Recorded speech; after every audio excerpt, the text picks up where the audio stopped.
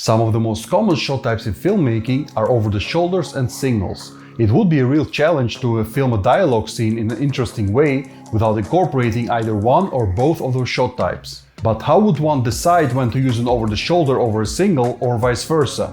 For that, we first need to understand what the differences are.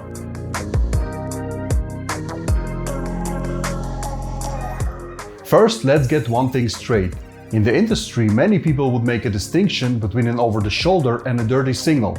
A dirty single is a shot of a character with another character's body part visible in the frame, serving as a foreground element. An over-the-shoulder, technically speaking, would be a shot of a character with another character's shoulder visible in the frame, serving as a foreground element. So basically, if we see a shoulder, it's called an over-the-shoulder, and if we see some different body part, it's called a dirty single.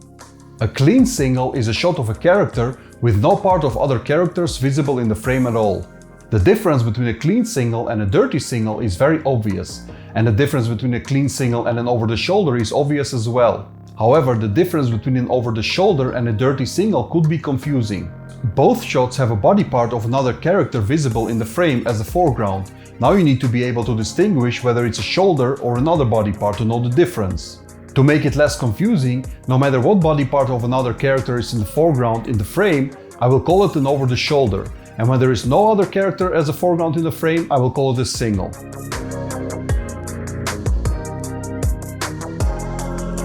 So now that we have established the differences, let's talk about framing. A single can be framed in a variety of different ways. It can be an extreme wide shot, a medium shot, or even a close-up. It can also be shot from all angles and distances. As long as there is only one character in the frame, it can be called a single. When it comes to an over-the-shoulder, we're a little bit more limited. We are limited by the position of the characters. One character needs to be positioned in front of the other one for it to be an over-the-shoulder. It is still possible to have different shot sizes. An over-the-shoulder can also be a wide, medium, or a close-up just like a single. There is, however, one key difference that can't be overlooked.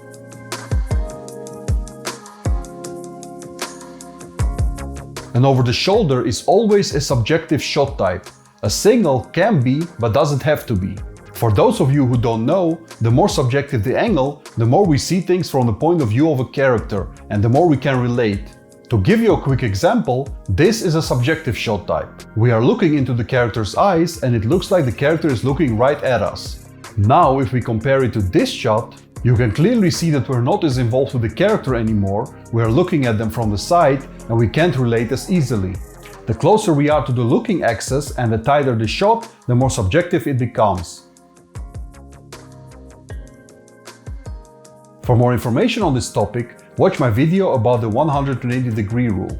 So why is this important, you might ask? Well, because now we know that to effectively create disconnect or distance between the characters or between the character and the viewer, we should use a single, because a single can be objective and an over-the-shoulder cannot.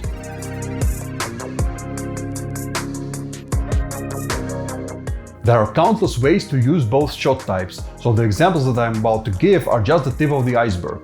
Let's start with some practical examples. If you haven't done extensive pre-production work and you need to capture a conversation between two people, it will be better for you to go for an over-the-shoulder instead of a single.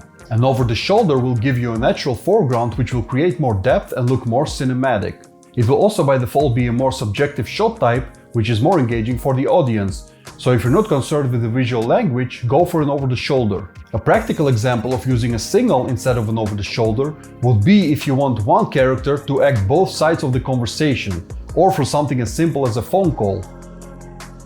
Now let's move on from practical examples and bring some visual language into it. First, I want to teach you a concept that is very powerful not only for this example, but for film language in general. I don't know the exact name for it, so I thought of one myself. I call it the rule of uniqueness. So how does it work? For something to be unique, there has to be something else that is not unique to compare it to. So for example, if we have 9 blue pens and 1 red pen, the red pen will be unique. The general idea is to use one of the shot types a lot and the other one only once or twice per scene. Let's say you have a normal conversation between two people and we film it with matching over-the-shoulder shots. At one point in the conversation, character A asks character B a hard question. Now character B has to pause for a second and to think for himself whether he's going to tell the truth or to lie. Now that pause and the answer to that hard question will be the only signal in the entire scene. Because it's the only signal in the scene, it will become unique, and because it's unique, the audience will notice it, and if they notice it, they will remember it.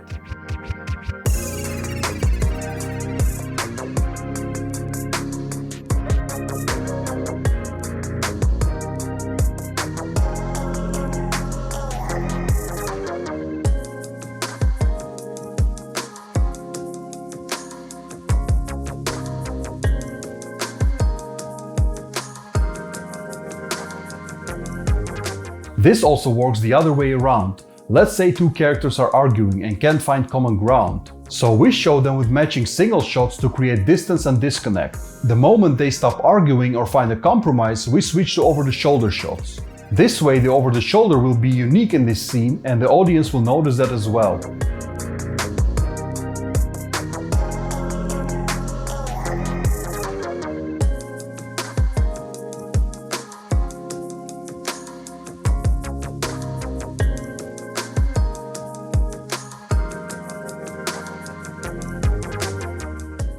For the final example, I'm going to show you how to use an over-the-shoulder versus a single to show characters' intentions. So once again, two characters are having a conversation. So let's say character A has done something that betrayed the trust of character B. Character A is sorry and wants to make up, but character B is angry and hurt. So every time we show character A, we'll be using an over-the-shoulder to include character B in the frame. And every time we show character B, we'll be using a single to exclude character A from the frame.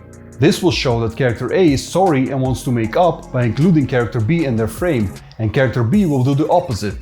We could go even further with this. Let's say character B decides to forgive character A. From that point onwards, we can start using matching over the shoulders for both of them to show that they're on the same page.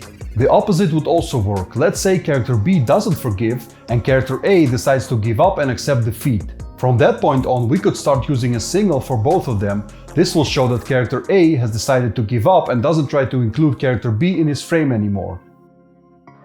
As you can see, there are limitless options when it comes to using an over-the-shoulder or a single. We're just scratching the surface here. But I'm afraid that's all I got for you today. Till next time.